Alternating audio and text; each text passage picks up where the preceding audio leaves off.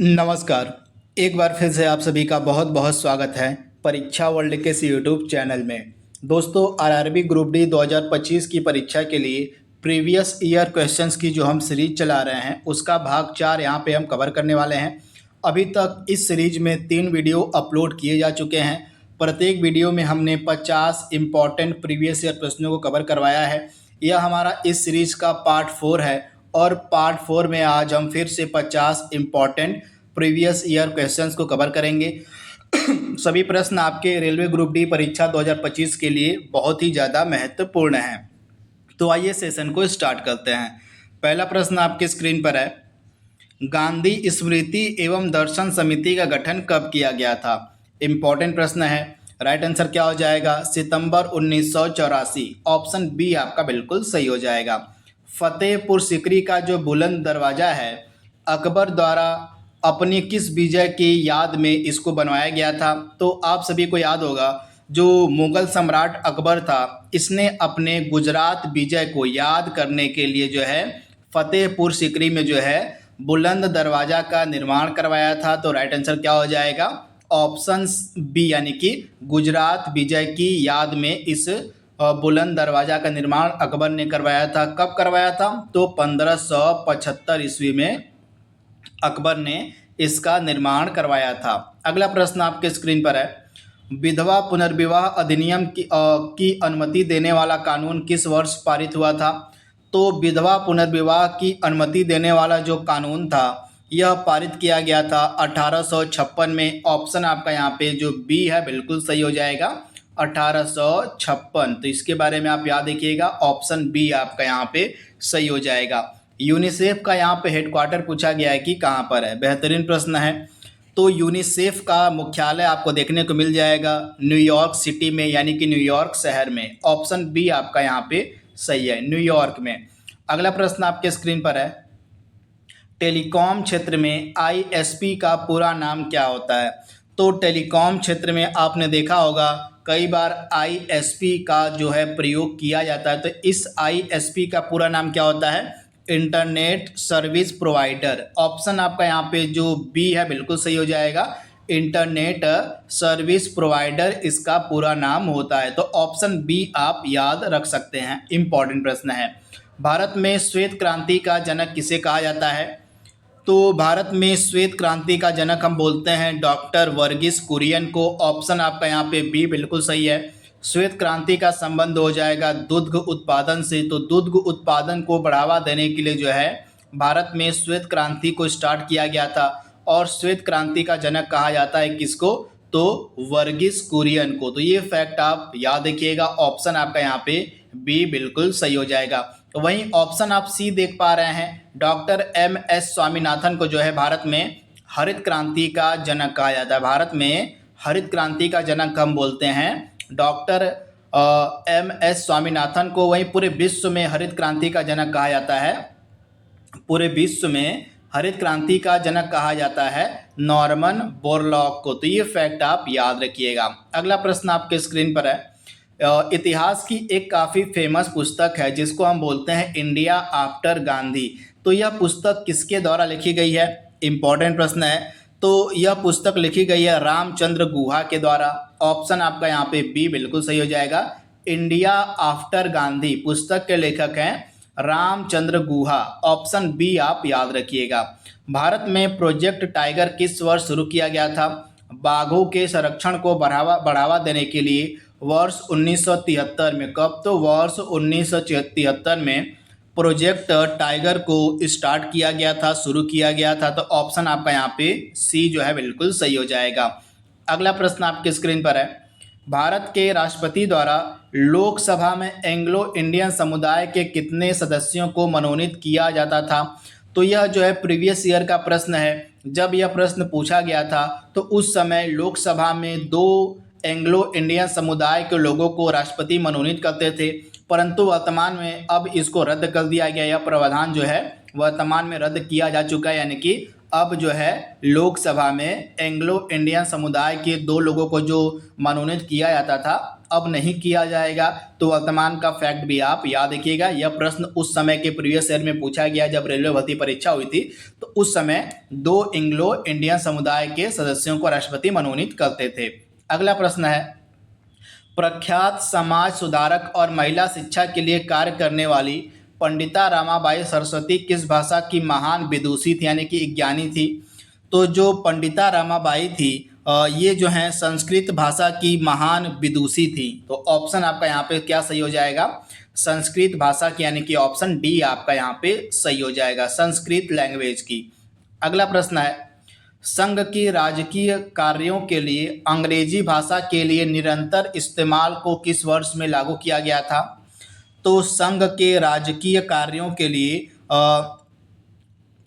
यहाँ पे आप याद रखिएगा, संघ के राजकीय कार्यों के लिए जो है अंग्रेजी भाषा को जो है कब जो है निरंतर इस्तेमाल के लिए जो है लागू किया गया था? तो ये फैक्ट आपको याद रखना है। राइट आंसर क्या हो जाएगा इस प्रश्न का? तो राइट आंसर आपका होने वाला है 1965। ऑप्शन आपका बी यहाँ पे बिल्कुल सही हो जाएगा, 1965 में। सांभर झील कहाँ पर स्थित है? तो सांभर झील एक लवण झील का एग्जाम्पल है और यह आपको देखने को मिल जाएगी राजस्थान में। ऑप्शन आपका डी यहाँ पे बिल्कुल सही हो जाएगा, राजस्थान में। यह काफ़ी इम्पोर्टेंट झील है जिसको हम सांभर झील के नाम से जानते हैं। तो ऑप्शन डी आपका यहाँ पे सही हो जाएगा। अगला प्रश्न आपके स्क्रीन पर है, भारत के पहले ब्रिटिश प्रेसिडेंसी की स्थापना कहाँ की गई थी? भारत का जो पहला ब्रिटिश प्रेसिडेंसी है इसकी स्थापना कहाँ पर की गई थी? तो गुजरात के सूरत में। ऑप्शन आपका बी यहाँ पे सही हो जाएगा, गुजरात के सूरत में। भारतीय रिजर्व बैंक की स्थापना कब की गई थी? तो 1 अप्रैल 1935 को रिजर्व बैंक ऑफ इंडिया की स्थापना की गई थी। किस एक्ट के तहत? तो आरबीआई का जो अधिनियम था, आरबीआई का जो एक्ट था 1934 का, इसी 1934 के एक्ट के तहत 1 अप्रैल 1935 को रिजर्व बैंक ऑफ इंडिया का गठन किया गया था। तो ये फैक्ट आप याद रखिएगा। वहीं आरबीआई का जो नेशनलाइजेशन है, आरबीआई का जो राष्ट्रीयकरण है, यह 1949 में किया गया था। वर्तमान समय में आरबीआई का अध्यक्ष कौन है, गवर्नर कौन है? आपको कमेंट बॉक्स में बताना है कि वर्तमान में आरबीआई का गवर्नर कौन है। आपको इसका जवाब कमेंट बॉक्स में देना है।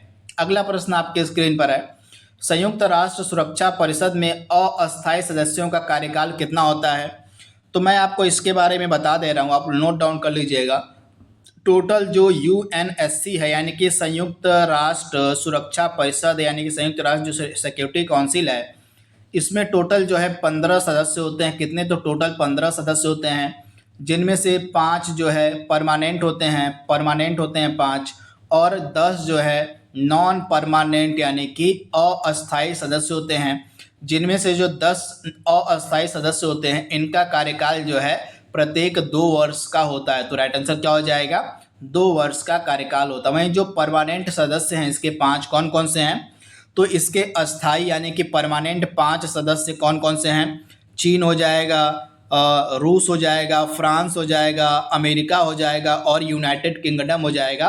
ये 5 जो हैं इसके संयुक्त राष्ट्र सुरक्षा परिषद के परमानेंट मेंबर हैं। एमएस ऑफिस 2010 की एक्सेल बुक और एक्सेल वर्क बुक में डिफ़ॉल्ट तौर पर कितनी सीट्स होती हैं? बेहतरीन प्रश्न है। तो कितनी सीट्स होती हैं डिफ़ॉल्ट के रूप में? तो 3 सीट्स होती हैं। ऑप्शन आपका यहाँ पे बी बिल्कुल सही हो जाएगा, 3 सीट्स होती हैं डिफ़ॉल्ट के रूप में। अगला प्रश्न आपके स्क्रीन पर है, ब्लूटूथ का आविष्कारक किसे माना जाता है? तो ब्लूटूथ का आविष्कार किया गया था जाप हार्टसन के द्वारा। किसके द्वारा? तो जाप हार्टसन के द्वारा जो है ब्लूटूथ का आविष्कार किया गया था। ऑप्शन सी आपका सही हो जाएगा। तंजौर का वह कौन सा मंदिर है जो चोल वास्तुकला का एक इम्पॉर्टेंट उदाहरण है जिसका निर्माण सम्राट राजराजा ने करवाया था? तो तंजौर का यह काफ़ी फेमस मंदिर है, इसका नाम है बृहदेश्वर मंदिर। इस बृहदेश्वर मंदिर का जो निर्माण है चोल शासक सम्राट राजराजा के द्वारा करवाया गया था। तो बृहदेश्वर आपका राइट आंसर हो जाएगा, ऑप्शन डी। अगला प्रश्न आपके स्क्रीन पर है, तमिल नव वर्ष को यानी कि तमिल लोगों का जो न्यू ईयर होता है उसको हम क्या कहते हैं? तो तमिल लोगों का जो नव वर्ष होता है इसको जो है वरुसा पिराप्पू के नाम से जाना जाता है। तो ऑप्शन आपका यहाँ पे बी जो है बिल्कुल सही हो जाएगा। वरुसा पिराप्पू जो है तमिल नव वर्ष को कहा जाता है। सत्यजीत रे की वह कौन सी प्रसिद्ध मूवी यानी कि पिक्चर है जिसमें अभिजात जमींदारी जीवन शैली के पतन को दर्शाया गया है। तो सत्यजीत रे की यह काफ़ी फेमस पुस्तक है, काफ़ी फेमस फिल्म है जिसका नाम है जल सागर। और इस जल सागर पिक्चर में जो है अभिजात जमींदारी जीवन शैली के पतन को दर्शाया गया है, दिखाया गया है। तो ऑप्शन आपका ए यहाँ पे बिल्कुल सही हो जाएगा, यानी कि इसमें जो है अभिजात जमींदारी जीवन शैली के पतन को दिखाया गया है। तो आप याद रखिएगा किसकी पिक्चर यह है जल सागर, तो सत्यजीत रे की है। अगला प्रश्न आपके स्क्रीन पर दिया गया है, किस वर्ष पूर्व प्रधानमंत्री पंडित जवाहरलाल नेहरू के द्वारा भारत के पहले नाभिकीय रिएक्टर का औपचारिक तौर पर उद्घाटन किया गया था? तो राइट आंसर क्या हो जाएगा 1957 में। ऑप्शन सी आपका बिल्कुल सही हो जाएगा। पौधों द्वारा प्रोटीन और अन्य यौगिकों के संश्लेषण में किस आवश्यक तत्व का उपयोग किया जाता है? तो इस प्रश्न का राइट आंसर क्या हो जाएगा, जो पौधे होते हैं उनके द्वारा प्रोटीन और अन्य यौगिकों के संश्लेषण में नाइट्रोजन तत्व का उपयोग किया जाता है। तो नाइट्रोजन ऑप्शन सी आपका यहाँ पे सही दिया गया है। अगला प्रश्न आपके सामने है, अंतर्राष्ट्रीय डांस डे यानी कि इंटरनेशनल डांस डे कब मनाया जाता है? इम्पॉर्टेंट प्रश्न है। तो अंतर्राष्ट्रीय नृत्य दिवस आपका प्रतिवर्ष 29 अप्रैल को मनाया जाता है। तो ऑप्शन आपका यहाँ पे जो डी वाला है बिल्कुल सही हो जाएगा, 29 अप्रैल को। वर्ष 1967 में पहला प्रयोगात्मक उपग्रह दूरसंचार अर्थ स्टेशन कहाँ स्थापित किया गया था? तो इसको स्थापित किया गया था गुजरात के अहमदाबाद में। ऑप्शन सी आपका बिल्कुल सही हो जाएगा। यह जो है पहला प्रयोगात्मक उपचार दूरसंचार अर्थ स्टेशन था जिसको 1967 में अहमदाबाद में स्थापित किया गया था। तो ऑप्शन ए आपका यहाँ पे सही है। 25वां प्रश्न आपके सामने है, बृहदेश्वर मंदिर का निर्माण किसने करवाया था? तो चोल शासक राजा के द्वारा जो है बृहदेश्वर मंदिर का निर्माण करवाया गया था। तो ऑप्शन आपका यहाँ पे क्या सही हो जाएगा, ए बिल्कुल सही हो जाएगा। भारत का जो 100वां अंतरिक्ष मिशन था यह कब शुरू किया गया था? भारत का जो 100वां अंतरिक्ष मिशन था इसको कब शुरू किया गया था आपसे पूछा गया है। यह प्रश्न आपके प्रीवियस ईयर की परीक्षा में पूछा भी गया है। तो दिए गए प्रश्न का जो राइट आंसर है आपका क्या हो जाएगा, सितंबर 2012 में। सितंबर 2012 में जो है भारत का 100वां अंतरिक्ष अभियान जो है शुरू किया गया था। तो ऑप्शन आपका सी यहाँ पे सही हो जाएगा, सितंबर 2012 में। अगला प्रश्न आपके स्क्रीन पर है, पूर्वी तट का सबसे पुराना कृत्रिम बंदरगाह कौन सा है? तो पूर्वी तट का सबसे पुराना जो कृत्रिम बंदरगाह है इसका क्या नाम हो जाएगा? तो इस प्रश्न का जो राइट आंसर है आपका क्या होने वाला है, आप लोग याद रखिएगा। इस प्रश्न का राइट आंसर क्या हो जाएगा, चेन्नई बंदरगाह। ऑप्शन ए आपका यहाँ पे सही हो जाएगा। पूर्वी तट का सबसे पुराना जो कृत्रिम बंदरगाह है वह हो जाएगा चेन्नई बंदरगाह, ऑप्शन ए। भारत में राज्य पुनर्गठन आयोग की स्थापना पहली बार कब की गई थी? तो भारत में राज्य पुनर्गठन आयोग की जो स्थापना है इसको किया गया था 1953 में। ऑप्शन आपका सी यहाँ पे बिल्कुल सही हो जाएगा, 1953 में। अगला प्रश्न आपके सामने है, किस राजा ने कश्मीर में चतुर्थ बौद्ध संगीति का आयोजन करवाया था? वह कौन सा राजा था जिसने कश्मीर में चौथी बौद्ध संगीति का आयोजन करवाया था? इम्पॉर्टेंट प्रश्न है, एग्जाम ओरिएंटेड प्रश्न है। तो राइट आंसर क्या हो जाएगा, जो चौथी बौद्ध संगीति है इसका जो आयोजन था यह कश्मीर के कुंडल वन में किया गया था। लोकेशन आप याद कर लीजिएगा, कश्मीर में कहाँ? तो कश्मीर के कुंडल वन में जो है इसका आयोजन किया गया था। कब किया गया था? तो प्रथम शताब्दी में इसको आयोजित किया गया था, कनिष्क के शासनकाल में। किसके शासनकाल में? तो कनिष्क के शासनकाल में चौथी बौद्ध संगीति का जो आयोजन था प्रथम शताब्दी में कश्मीर के कुंडल वन में किया गया था। तो ऑप्शन आपका यहाँ पे जो सी है बिल्कुल सही हो जाएगा, ये चीज़ आपको याद रखनी है। वहीं जो पहली बौद्ध संगति थी यह अजात शत्रु के शासनकाल में राजगृह में आयोजित की गई थी।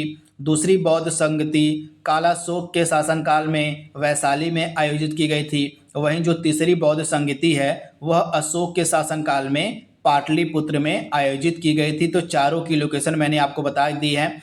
चार बौद्ध संगतियां हुई थी, चारों की लोकेशन किसके शासनकाल में इसको आयोजित किया गया था मैंने आपको बता दिया है। इसको आप नोट डाउन कर लीजिएगा।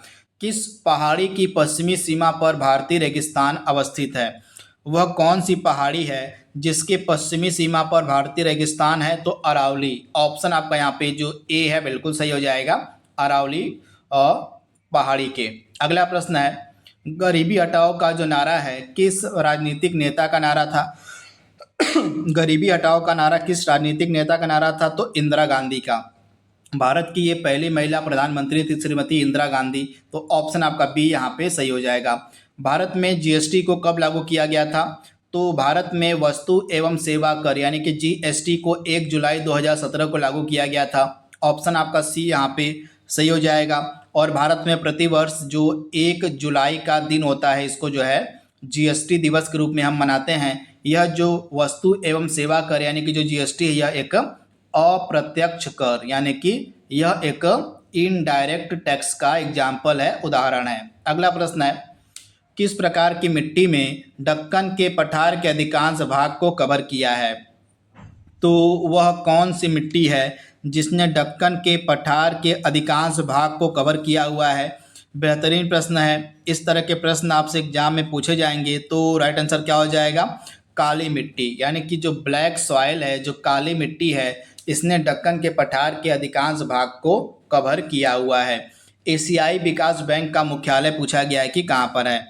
तो एशियन डेवलपमेंट बैंक यानी कि एशियाई विकास बैंक का मुख्यालय आपको मिलेगा और फिलीपींस देश में। फिलीपींस में कहाँ? तो फिलीपींस के मनीला में, फिलीपींस के मनीला में। अगला प्रश्न है, किस मंत्री ने वर्ष 1962 में भारत चीन युद्ध के दौरान इस्तीफा दे दिया था? तो इनका क्या नाम था? इन मंत्री का नाम आपको बताना है जिन्होंने 1962 में भारत चीन युद्ध के दौरान जो है इस्तीफा दे दिया था। तो इनका नाम है लाल बहादुर शास्त्री। इनका नाम आपको याद रखना है। इन्होंने जो है भारत और चीन युद्ध के दौरान जो है इस्तीफा दे दिया था। तो ये फैक्ट आप सॉरी यहाँ पे वीके कृष्णा मेनन हो जाएगा। यहाँ पे थोड़ा सा आप करेक्शन कर लीजिएगा। वीके कृष्ण मेनन ये मंत्री थे। इन्होंने जो है 1962 के दौरान जो है भारत चीन युद्ध के दौरान इस्तीफा दे दिया था अपने पद से, यानी कि राइट आंसर आपका ऑप्शन बी हो जाएगा, वीके कृष्ण मेनन। भारत का सबसे बड़ा सार्वजनिक क्षेत्र का बैंक कौन सा है? भारत का सबसे बड़ा जो है सार्वजनिक क्षेत्र का बैंक आपका हो जाएगा एसबीआई यानी कि state bank of India. Option आपका बी यहाँ पे बिल्कुल सही हो जाएगा। अगला प्रश्न आपके सामने है, 1974 की जो रेलवे की हड़ताल हुई थी उसका नेतृत्व किसने किया था? तो काफ़ी फेमस यह रेलवे की हड़ताल थी और इसका जो नेतृत्व है यह किसने किया था आपसे पूछा गया है। तो दिए गए प्रश्न का राइट आंसर क्या हो जाएगा? जॉर्ज फर्नांडिस। ऑप्शन आपका यहाँ पे जो सी है बिल्कुल सही हो जाएगा। इन्होंने 1974 की रेलवे हड़ताल का जो है नेतृत्व किया था। एलिफेंटा की गुफाएं कहाँ पर स्थित हैं? जो एलिफेंटा की गुफाएं हैं इनकी लोकेशन आपसे पूछी गई है कि एलिफेंटा की गुफाएं आपको कहाँ पर देखने को मिल जाएंगी। बेहतरीन प्रश्न है। तो राइट आंसर आपका क्या हो जाएगा यहाँ पे? धारपुरी द्वीप पर। यह जो है धारपुरी द्वीप पर आपको एलिफेंटा की गुफाएं देखने को मिल जाएंगी। यह कहाँ पर है? तो महाराष्ट्र के औरंगाबाद में। ये लोकेशन भी आप याद कर लीजिएगा। महाराष्ट्र का जो औरंगाबाद है यहीं पर आपको यह देखने को मिल जाएगा एलिफेंटा की गुफाएं। तथा यह जो एलिफेंटा की गुफाएं हैं यह यूनेस्को की वर्ल्ड हेरिटेज साइट भी है और इसको जो है यूनेस्को का वर्ल्ड हेरिटेज साइट घोषित किया गया था 1983 में। तो ये फैक्ट भी आप याद रखिएगा, 1983 में इसको जो है यूनेस्को वर्ल्ड हेरिटेज साइट घोषित किया गया था। इसके अलावा अजंता की गुफाएं भी यहीं पर औरंगाबाद में है महाराष्ट्र के। एलोरा की गुफाएं भी महाराष्ट्र के औरंगाबाद में हैं।